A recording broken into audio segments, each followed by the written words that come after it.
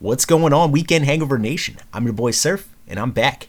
Sorry I've been gone, y'all, but I'm back. I took a little break. I went on vacation, went to Europe for a while. I had a death in the family, which took a lot out of me. R.I.P. Mama. All right, guys, so I'm jumping right in, and today I'm starting a new segment here at the Weekend Hangover. And I know the NFL playoffs are in full swing, but for most of us, our off seasons have already begun. This is a new segment for us. And it's a new year, and it's new shiny toy shopping season. We're going to kick things off with a segment called NFL Offseason Shopping List. First up is the NFC East, and we're starting with the Washington Redskins. The Ron Rivera era is off and running. With it, it seems like he brought all of Carolina with him. He brought all the entire coaching staff to DC. Hey, if he likes his crew and he feels comfortable with it, fuck it. You know what I mean? Okay, so 2019 in DC was dreadful, pretty much all around. In fact, in a league that featured the Cincinnati Bengals, the Skins still found a way to be dead last in points scored. Don't get me wrong, when your best player on your O-line decides he ain't playing for you just before the season, that tends to fuck up even the best laid plans. Especially with a raw rookie QB who's already going to have growing pains. Why not have him run for his life? I mean, pressure doesn't just break young quarterbacks. David Carr. Okay, before we focus on what they don't have, let's look at the Skins, what they got moving forward. They have a quarterback in Haskins. Is he perfect? No. But the young man has the tools to be a fine NFL passer. So, franchise quarterback, or at least for the foreseeable future. Check. Wide receiver? It was a really, really pleasant surprise for the Skins.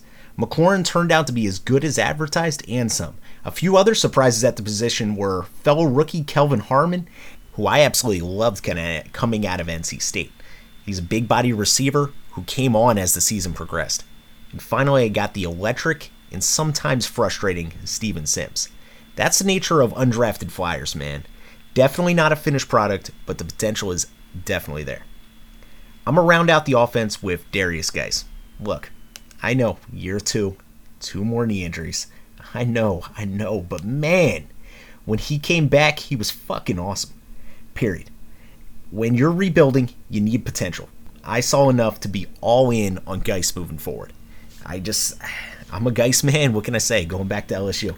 Before I flip to the defensive side of the ball, I want to give special recognition to both Tress Way and Dustin Hopkins. Consistently good is how I would describe the Skins kicking game. Hopkins, man, I remember him back when he was a freshman at Florida State and he had those golden shoes. Gangly little guy that just could kick the shit out of a ball.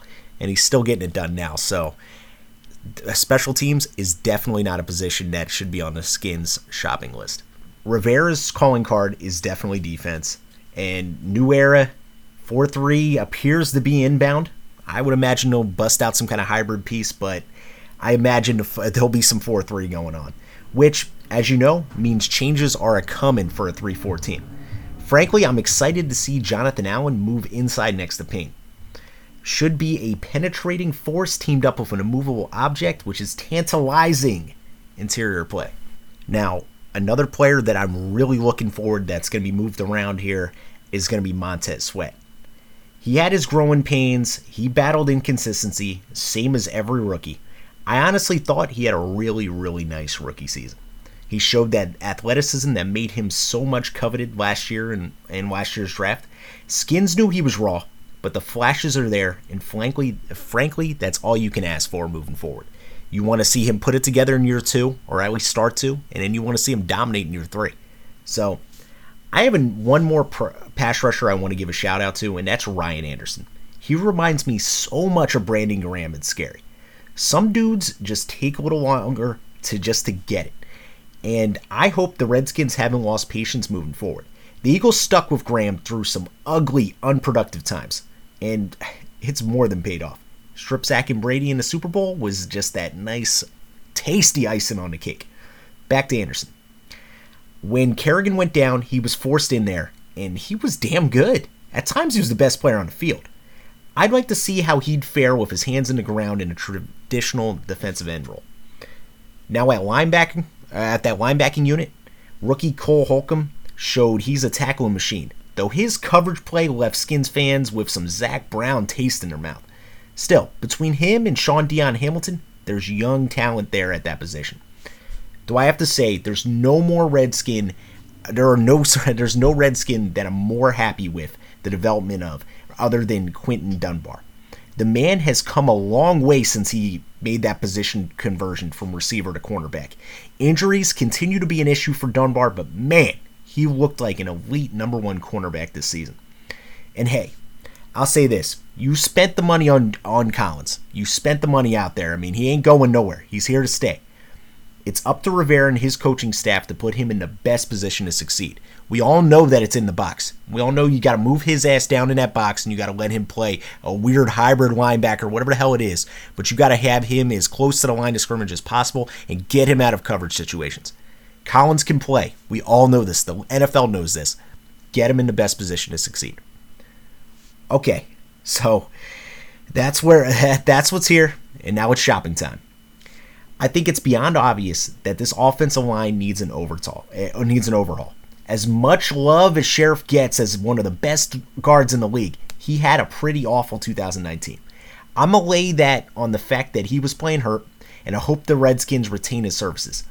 I'm also going to choose to believe these Trent Williams returning to the squad reports.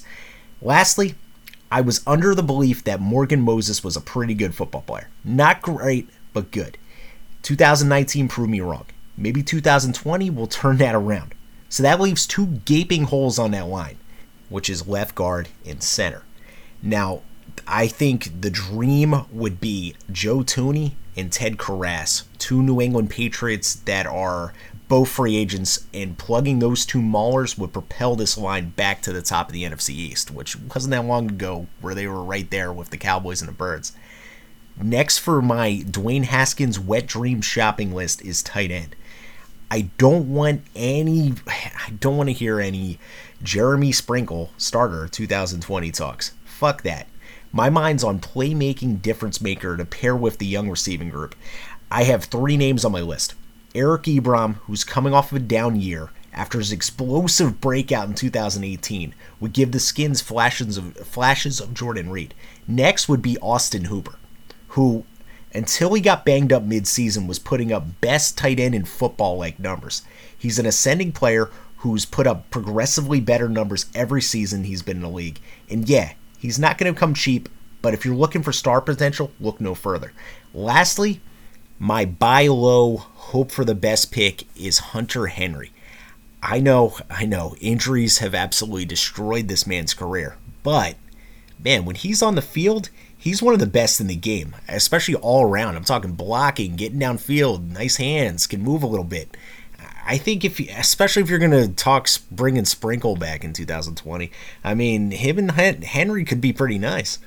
Okay, moving on to the defensive side of the ball. Even with the 3-4 move, I think the Skins have enough potential on the D-line on his current roster that I'm actually looking at linebacker as my position of need on the defensive side. Now I'm picturing moving Holcomb to the strong side and Dion Hamilton to the weak, leaving a hole in the middle. And for my money, I'm not picking up Reuben Foster's fifth-year option.